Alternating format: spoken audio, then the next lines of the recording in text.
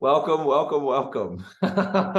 This is the Make Love Easy podcast, where we are here to help successful professional men create the love, power, sex, relationships, intimacy, and dates that they desire, and to complete the internal work so that their next partnership can be the best and the last, should they so choose, partnership of their life.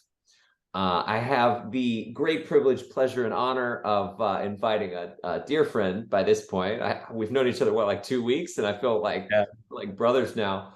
Um, definitely. and illustrious, internationally renowned dating and relationship coach. That's what happens when you come from Turkey all the way to America.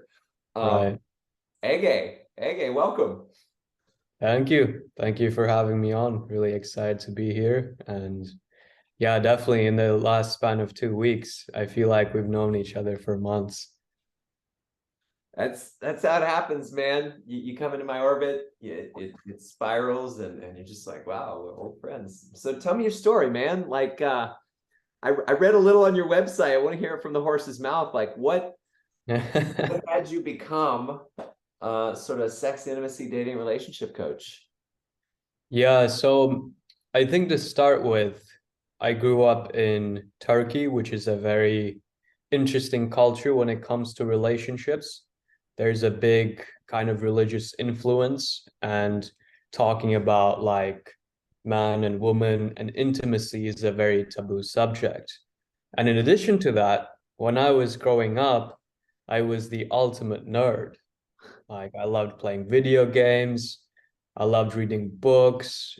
I was like 225 pounds, very overweight. And growing up, my family, my mom and my dad got divorced when I was maybe 7, 8 years old. And at that time, I was like, I didn't know that happened in life. I thought, your parents are always together. So me and my sister went away with my mom and she married someone else. So I was in the situation where I saw kind of one relationship fade away, another one come into my life. And being an introvert, I was always interested in like social dynamics, but I was scared to explore it firsthand. Like I was interested from a theoretical level, just people watching, trying to figure out what's going on. But growing up in high school, an overweight kid who just plays video games when he comes back from school, like my routine was go to school. I would do my homework in the breaks in between schools so I could come back home and play some League of Legends without any interruptions at all. Like that was my goal for the day. So I came from that background, and it wasn't until when I was 17 years old, me and my dad's side of the family, we went on a cruise trip. And when we came back, we ate so much, man. They had all you can eat buffet. And when you travel, you want to test the local cuisine as well. I came back, I step on the scale, and I just saw in Turkey we use kilograms, but I saw like 101 kilograms, which is around 225 pounds. And I remember looking down and thinking, okay, something is wrong. Like I need to change something, because it was the first time I saw 3 digits on the scale in kilograms. And the next day, I had a chat with my mom. I wanted to sign up for the gym. My mom was like, why don't you work out at home? But the benefit of having divorced parents is if one of them says no, you ask the other one, and they always want to compete. So I asked my dad, and he's like, yeah, of course you can sign up for the gym. So I signed up for the gym. This was right before I was going to school at UCLA. So before that time, within that year, I lost around, I think, 60 pounds or so. I was down to 160, 165, something around that range. And I saw how different people treated me just because my looks had changed. And that was kind of the first time in my life where I realized I could actually do something about my life and my life changes. Because up to that point, I thought, this is just my faith. I'm an introvert. I'm Mhm. just good at like math and engineering and physics. And that's just what I'm good at. And I accepted this identity of being like not so skilled socially, being that guy who's always friends with women, but never the option they see. Like I was the guy who they would talk about the other guy with. And I'd be like, yes, if I listen long enough, I still have a chance. That's what was going on. Yeah. The emotional venting place. Yeah. Yeah, exactly. So that was the beginning of my journey. And I know that's not about dating, but it affected me very deeply in the sense that I saw I could do something about my life and things change.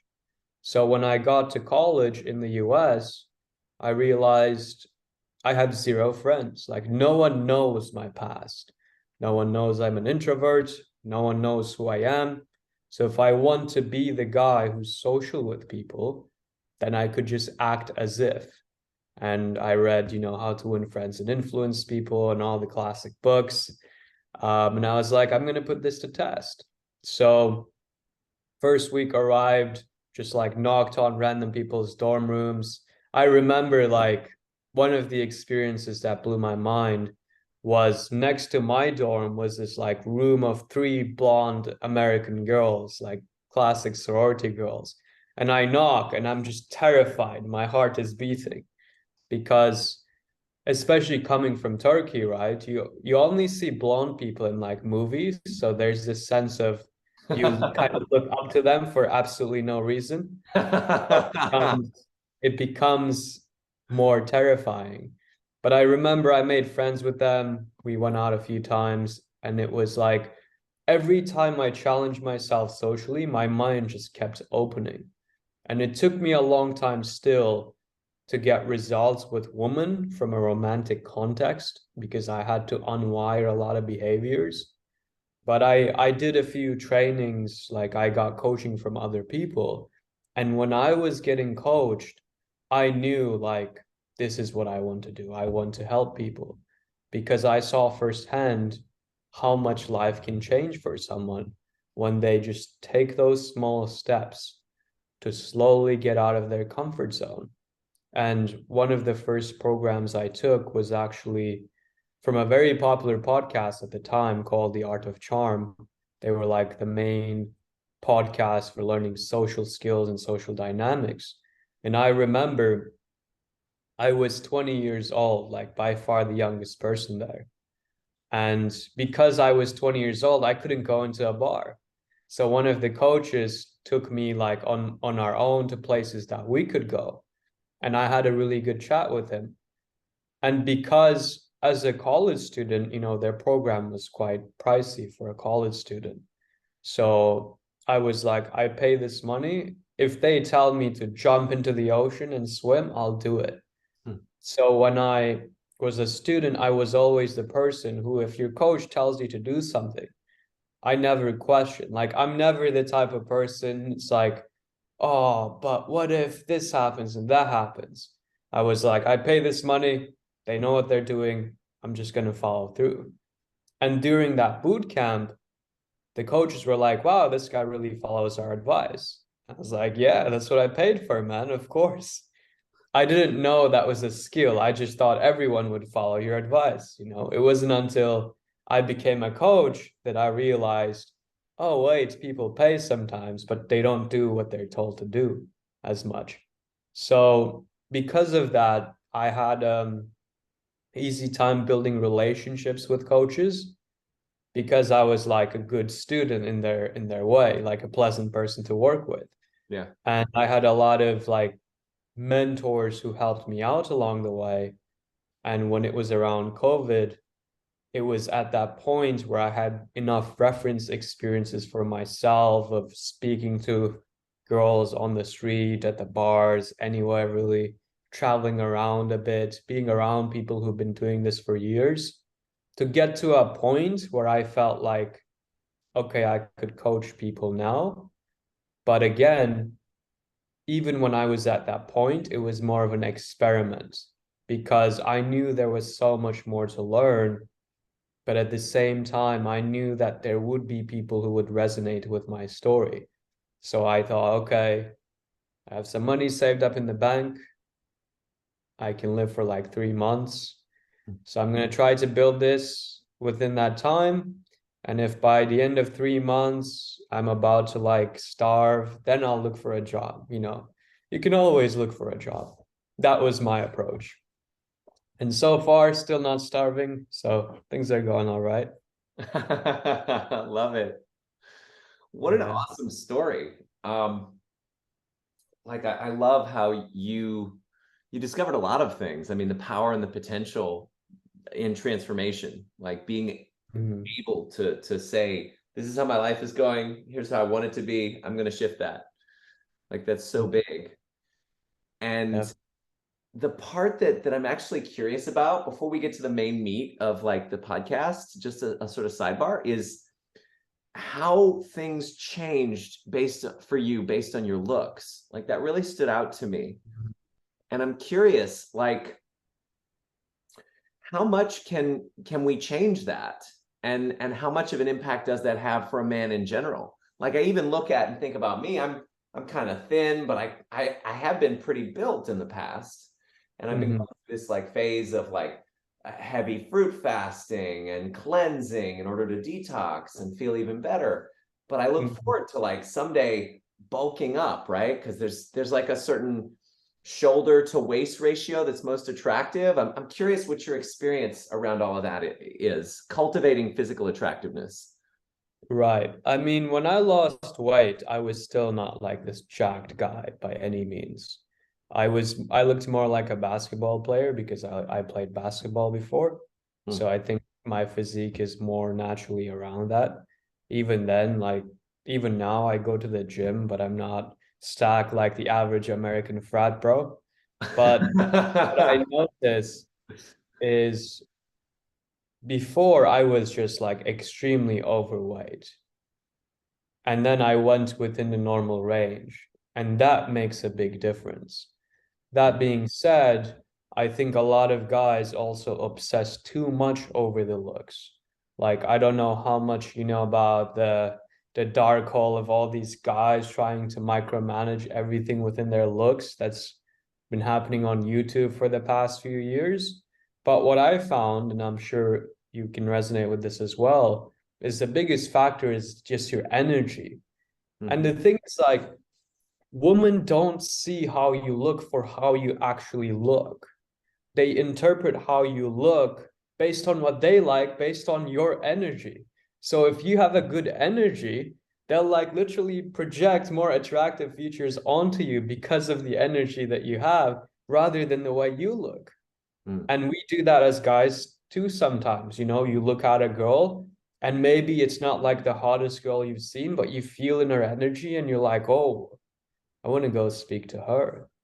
Mhm. And I think when guys obsess too much over this, like, what's the ratio of my shoulder to my waist and how can I fix my jawline? And oh, I'm only 5 foot, blah, blah, blah. What happens is because they're worrying about these things, this is draining their energy. So they get negative reference experiences, not because of the way they look, but because they don't have the conviction to be like, hey, this is me. So I think if you're overweight, and I know this is America and body positivity and all this Oh no, stuff, but if please, you're let's overweight, do it. yeah, if you're overweight, lose the weight. Like get within normal range, hit the gym, take care of yourself, do a sport that you enjoy. But I think once you're at the point where you have something that's giving you consistent progress and you're within the normal range, after that point, you can shift your focus to being social, doing healing work, working on your energy, because just going deeper and deeper and deeper into or transitioning from like 15% body fat to 6% body fat, woman wise, is not going to do much. And at 6%, not that I've ever been there, but I have some friends who are like competitive bodybuilders. Their mental state just goes insane. Like your body actually needs some fat to hold on to. So I think overdoing the physical transformation is just an avoid like just another avoidance mechanism. But going from, hey, I'm this overweight person, and then losing the weight to get within normal range, definitely one of the first things you should do long term if you're within that overweight range, I would say. I love that. Yeah, what a rich conversation.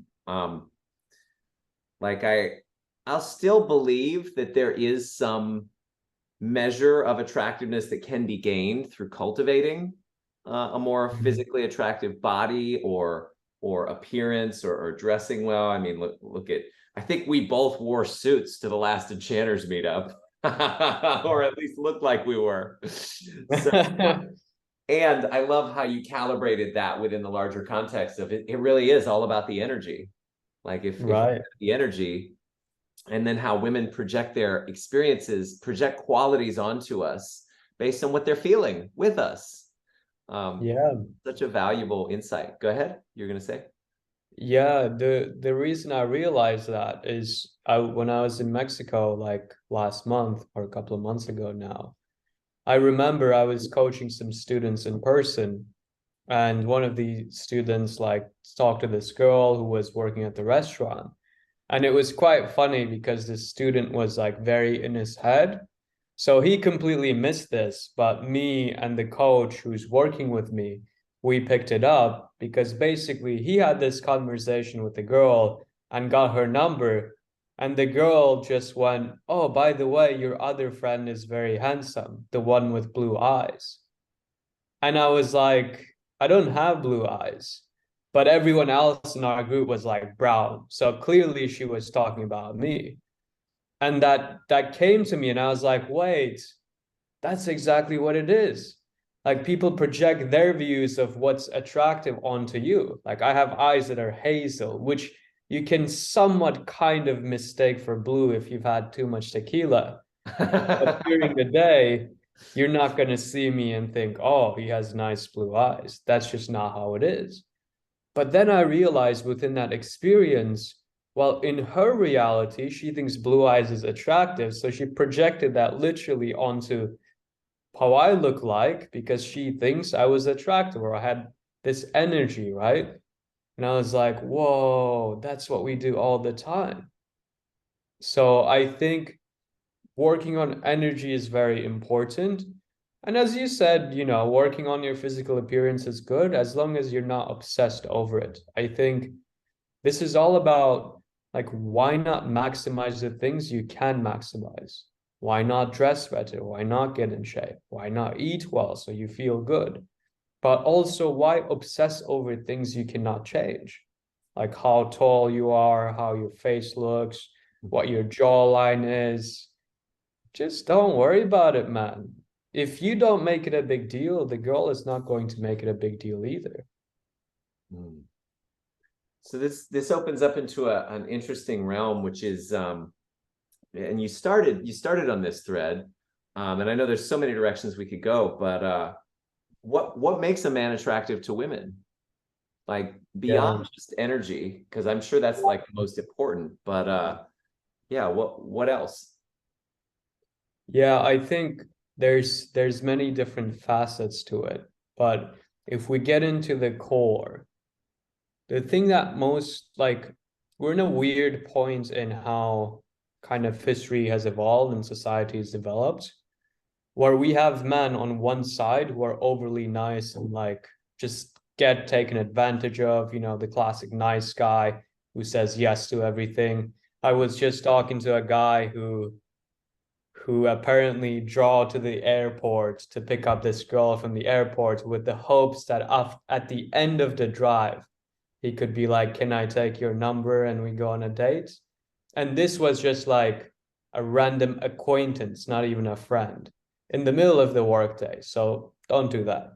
That's overly nice and it's not standing up for yourself. So I think on one side, we have guys like that who have good intentions deep down, like good hearts who are kind, but they just don't know how to balance that with having their own boundaries and respecting themselves. And then on the other hand, we have guys who are like overly macho, like the red pill people, right? Who just shout at you, tell you you're a loser, your life should change, how big is your Bugatti, all this like stuff.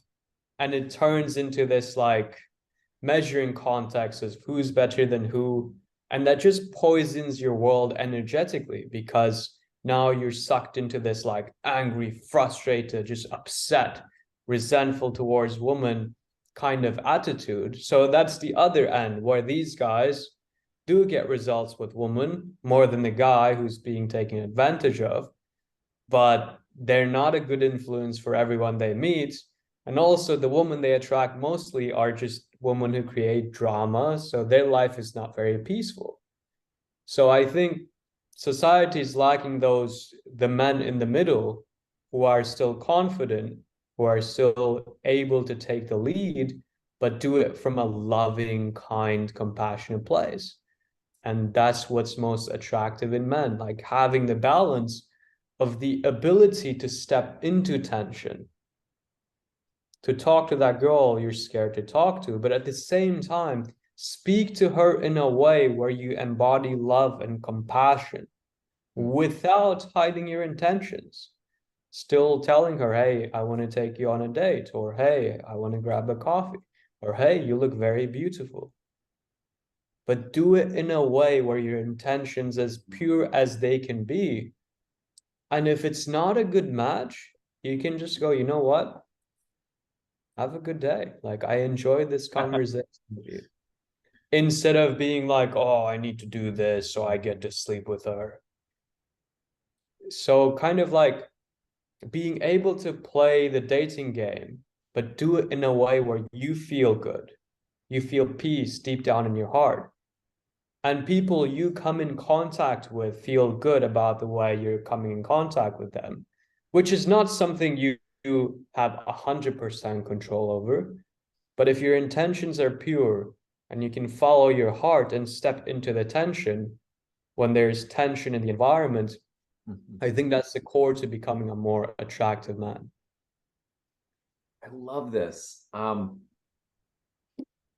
So something you touched on that I really want to pull on the thread is this idea of the nice guy and the spectrum of like macho to nice guy, and then being confident and direct and still loving, like compassionate and sensitive enough, like integrated masculine is kind of what I'm hearing there. And Yeah. it's funny because I'm not, well, okay, I'm pleasant, which is power occurring in a way that's like elegant. Nice is like pushover, right? So there, literally, you witness this. So we'll get this on the court. We were at the Enchanter's meetup. There's this woman. Right. She's into me. Lots of energy between us. And I've been sending her poetry. Now, it's a unique situation because she and I knew each other from a former context, and I had actually coached her and waited a significant period of time before expressing, because there's this kind of halo effect. If a man coaches a woman, or if a Yeah, man of course. trains a woman inside of a group context, that it's like you don't want to abuse that power. So Right. anyway, there were dynamics inside of the container with her that didn't work, that made us not a good fit for coaching. And so I picked up the thread later on and started to express my attraction to her, and like share poetry, actually poetry that she was inspiring. And I felt good, like I'm just expressing. And she was also kind of dating someone else, and like happy to receive the attention. And there did seem to be like physical resonance on some level, to some extent, that you saw at the Enchanter's meetup. But a couple days later, I noticed this person was much more responsive to my friend, my partner, this girl that I was into. So for the podcast listeners, I'm polyamorous. My partner was there, and then I was flirting with this other woman, and they became good friends. They became really close. And so a couple days pass, and I hear from my partner just how easily and how frequently and how deeply their connection is growing, and how quickly. And I was like, I looked at that, and I looked at that woman's level of responsiveness to my partner versus me. And I was like, there's something off about that.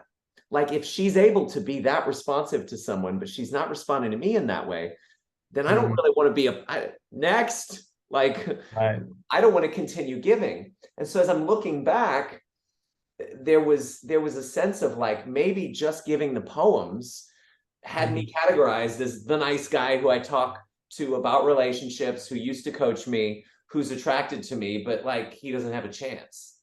Mhm. And so there's part of me that's like, what happened there? Another Mhm. part of me is like, well, for other reasons, I don't want to be involved with that woman that I thought through. That was kind of a decision that wasn't made by my full body. It was just made by one part. So like, Yeah. what would you say to somebody who still sometimes can land like a nice guy in certain contexts, even though Mhm. generally speaking, they're authentically attractive and don't need to worry about that? Does that make sense? Yeah, for sure. I think, it's like recognizing kind of the impersonal nature of this stuff is very important. It's not necessarily the fact, I think neediness or being like the nice guy is more of an energy rather than an act. Mm. You could send a girl poetry, you could send a girl like 10 texts without receiving a response, but what is the energy behind it? And I'm not saying like get a stranger's number and send 10 texts to her. But there were times when I was dating a girl and we were in different time zones. I would just send her texts throughout the day without any response because she was asleep.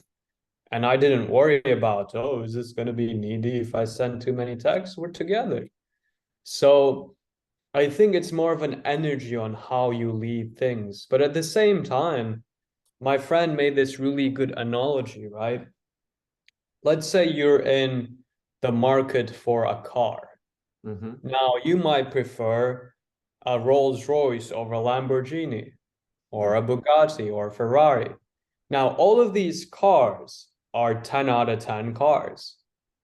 But if you prefer one of them, and let's say you prefer the Rolls Royce and you go, here is where I'm spending my money, there's no reason for the Ferrari salesman to go, oh my God, our brand's going to fall apart. We're not a 10 out of 10 car.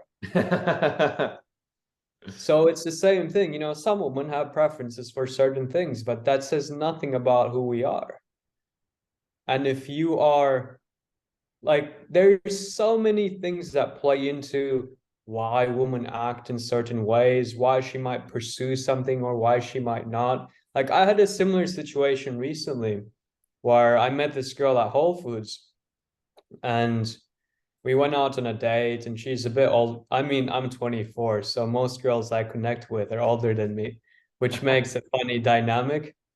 Yeah. Because it's like I know they like me, but their logical brain's like, ah, but he's 24. What am I gonna do with this guy? So she wanted something more serious and she is a bit older. And I was like, well, I'm here for the next year. I don't know where I'm off to next. So I'm probably not the husband material you're looking for. Oh. And I said this in like a compassionate way, I was just clear with where I stood, but at the same time we had this kind of chemistry between us. So she goes like, okay, and we kind of like mess around a bit, but after that, I could tell she was hesitant to meet me again. But at the same time, there was like attraction. So I could feel her battle between here is what my emotional brain wants to do, and here is my logical brain thinks I should do. So then she sent me this text and she's like, I want something more serious. So, I want to kind of focus on that. And I responded, great. I think that's amazing for you. Mm. And, I'm new here. If you want to spend time together, we can be friends. And I don't mean that to like get into your pants. I mean, like, I won't pursue anything if this is your decision. And she goes, okay. And a couple of days ago, I go to this event. Turns out she's going to the same event. So then we run into each other. And now she's flirting with me. And I'm like, I thought you wanted to be friends. So it's like things are so dynamic and they can change anytime. And just because some woman made a certain decision in a certain like time frame doesn't say anything about us. Yeah. Because next week you might run into them, they're in a different mood, and now they can see that. It's not necessarily about us, it's about the trans, like the state they're in that moment. And it's like with this girl, for example, I can feel there will be a moment where her emotional brain is just gonna go, ah, you know what, screw it, let's just go for it. And if it doesn't, I'm fine either way. Yeah. But I think the key mistake a lot of guys make, including me sometimes, it's hard to separate yourself from the situation sometimes. But I think a big mistake guys make in their journey is just taking things personally, whereas that woman's reaction is just the causes and conditions that are in place in that moment. It could be different a week from now, a month from now, a year from now. And it says nothing about how attractive you are. Like one reaction says nothing. Now, if you speak to 100 girls and they're all like, I don't want to speak to you, maybe there's something to work on. So this is great. Like the impersonal nature of women's response and attraction to us. Like it often doesn't have anything to do with us where they're at and what they're dealing with. I definitely hear that. And for our last question for today, where does the time go, by the way? It's crazy. I know, it just flew Um, by. our last question for today before we tell people where to find you, because I'm sure by now people want more of you, is there's a belief set that I have. There's one which is, and you just reminded me of it. I had forgotten. I hadn't been in touch with it in a while. I never take a woman's first response or her second or her third or her fourth as set in stone. It's just a sign of what she's thinking or feeling at the time, and is almost always subject to change. Exactly. So women are in process, and I had forgotten that. But then on the other side, I respect myself so much that if a woman isn't investing time and energy, if she's not responding to me in the way that I desire, then I'll go elsewhere. Exit, stage left, next. So there's like a place like, and I'm realizing, oh, I could have just exited from that connection, because I sent this long message saying, hey, the same dynamic that was in our coaching container was still there, and it doesn't work, and I'm giving you all this attention and energy, and I noticed like you don't seem to give a shit. You respond to my partner so much more than me. So like it's been fun. You're now an acquaintance. I'm not even interested in being friends with you. And that was kind of my way of protecting myself, and then setting my clear and healthy boundary and saying, all right, I know what I deserve. And not like an arrogant macho asshole, but like I know what resonates with me, what nourishes my heart, and she ain't it, or she ain't showing up like that. Right. And at the same time, like what I see is maybe there was space for a little bit more of a like, just back off and turn aside and go another direction, rather than burning the bridge and saying, well, but that's the tension. And I'm curious how you resolve that for yourself, like holding enough space, but also doing what the woman did, where she said, this is what I'm looking for, and you're not providing it in a kind of respectful, direct way. Do you know what I'm saying? Yeah. Yeah. I think, first of all, we all at times will get caught up in our emotions. Like I've sent texts similar to what you've sent, right? It's just like, because in the moment you're like, this is what I need to do. And it's not coming from like a bad place, it's coming from a good place, where, because when you express that, it helps you move on sometimes. I think the key that I found and what I try to live by is not taking things too seriously, but doing things in a sincere way. So if a girl is not responding to me the way I want her to respond, not taking that too seriously. It's like, yeah, she's playing games. Yeah, okay. Because sometimes we see a higher level perspective when we're like, why does this person just not act in a higher level perspective? Because it's so clear to us, but maybe it's not clear to them. And in the end, people all kind of want to be happy in their own way. So not taking the responsibility of their growth and almost seeing it as this playful game while still being sincere. So not getting into that space of arrogance where you're like, oh, I'm laughing at this person because I think I'm better than them. But it's more like, oh, I could see why they would do this. I don't want that in my life, but that's their work to do. They will fix it when it's time for them. And if they want to live that way, then they can. Yeah, I think and I know we're just about out of time. The side question is like, how do you measure a woman's responsiveness potential?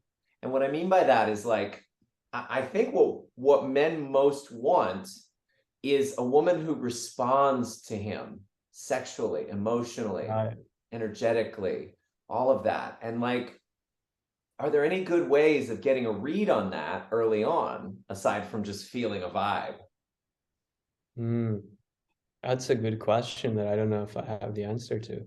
My approach so far has been, I think at the beginning, when you learn the skills, you want to test out if the skills and the tactics work. So you follow certain frameworks, and then you kind of rise beyond the frameworks. So my approach has been like, I'm going to come in with the intention to be as authentic as I can in this moment. And if there's natural chemistry, they will respond. And if they don't respond, I don't want to chase that, but also I don't want to take that personally and go, oh, something I did wrong caused this situation. So it's like one of my mentors told me this once, which I think is a very good way to look at things. We're not out there in the social world to try and convert people. We can come in with the assumption that our tribe is here. Like similar to how you and I met, it was just so random. But the moment we had a conversation, we're like, this is very cool. So knowing that out there in the world right now, there's people who would love to be in our tribe, whether it's romantic or friendship, social circle. And then with that assumption going into the social realm and saying, I'm here to attract my tribe. And if someone's like, I don't know about your tribe, then you go, okay, all good. I know there are other people who are just like, yep, I'm in right now.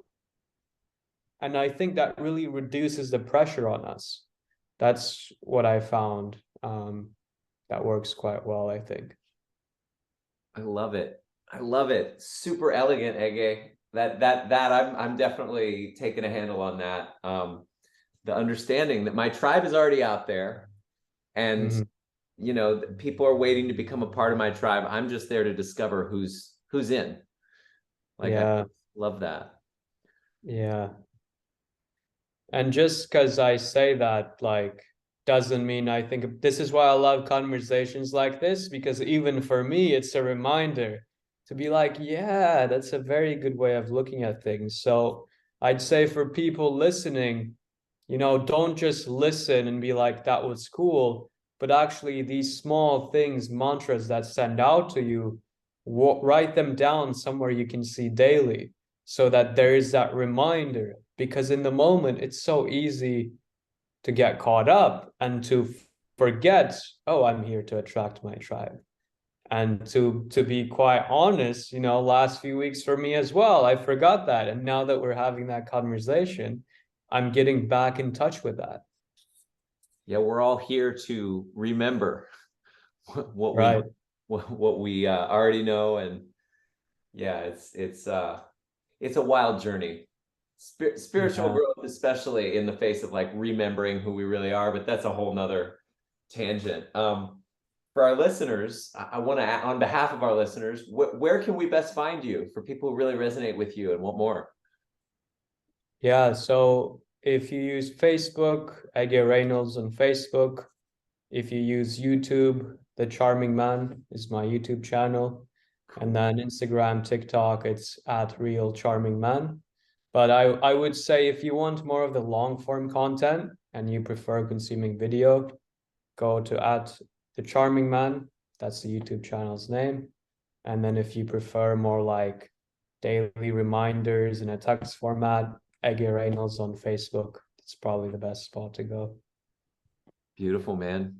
Well, I'm looking forward to more of you, and you're officially welcome back for another episode. We're gonna leave it on a cliffhanger, and Yeah, I know. We could have like 10 episodes of these. It was just a smooth flowing conversation. totally, man. I got to map out all the spaces we could go to because there's just so much. Yeah. So thank you all for listening. It's been a pleasure just having this conversation and contributing to you all. Feel free to like, share, subscribe, and be on the lookout for the next one. Go make love easy. Yeah. And thanks again, Ege. Thank you for having me on. If you like the podcast, share it with a friend as well. Spread the love. Indeed. All right. We're out.